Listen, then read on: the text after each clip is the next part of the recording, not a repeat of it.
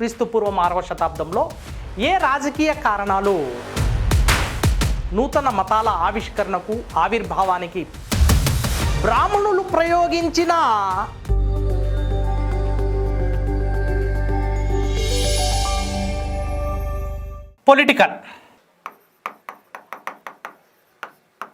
Political so రాజకీయ కారణాలు ఏంటి ఆ కాలంలో 6th సెంచరీ బీసీ క్రీస్తుపూర్వం 6వ శతాబ్దంలో ఏ రాజకీయ కారణాలు నూతన మతాల ఆవిష్కరణకు ఆవిర్భావానికి ప్రాణం పోశాయి, ఆజ్యం పోశాయి?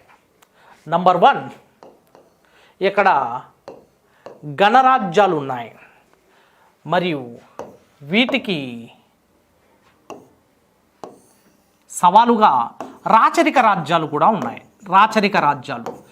So these are monarchical states and these are republic states. Republics and మొనార్కికల్.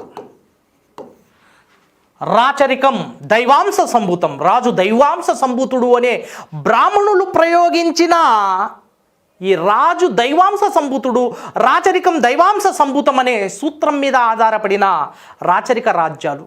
మరొక వైపు గణరాజ్యాల మధ్య ఘర్షణ జరిగింది. మరి ఈ గణరాజ్యాలు ముఖ్యంగా కురు, మల్ల, కాంబోజా మరియు వజ్జి ఇటువంటి గణరాజ్యాలు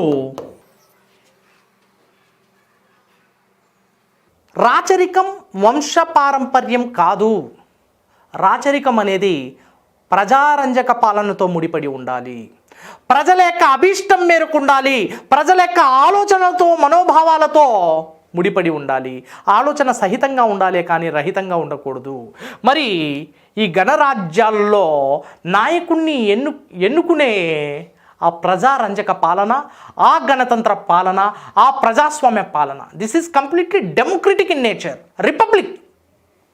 here no authority of hereditary or heritage. So inheritance is strictly prohibited. వారసత్వం అనేది ఇక్కడ లేదు, వంశపారంపర్యం అనేది ఇక్కడ కనిపించదు గణరాజ్యాల్లో. కానీ రాచరిక రాజ్యాల్లో వంశపారంపర్యం, రాచరికం, రాజు దైవాంశ సంభూతుడు. అంటే ఇక్కడ మొత్తం నిరంకుశ పాలన ప్రారంభమవుతుంది, నిరపేక్ష పాలన ప్రారంభమవుతుంది. Monarchical, autocratic and dictatorship is the main principle or foundation principle or a fundamental principle of this monarchical states, and this is the main challenge and this is the main problem and issue. ఇక్కడే ప్రధాన సమస్య మొదలవుతుంది. ఈ నిరంకుశ రాజ్యాలకు, ఈ రాచరిక రాజ్యాలకు మరియు గణరాజ్యాలకు ప్రజాస్వామ్యబద్ధంగా గణరాజ్యాల రాజకీయ పరిస్థితులకు మరియు రాచరిక రాజ్యాలకు మధ్య ఒక సంఘర్షణ ప్రారంభమైంది. ఘర్షణాత్మకమైన వాతావరణం ప్రారంభమైంది. ఈ వాతావరణంలో గణరాజ్యాలు అనేటివి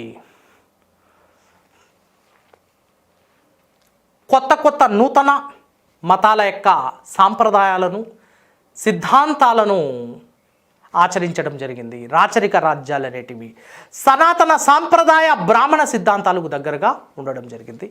ఈ రాజకీయ, ఈ మత ఛాందస మరియు బ్రాహ్మణుల ఆధిపత్యం అనేది ఆనాటి రాజకీయ పరిస్థితులకు కూడా తాకింది.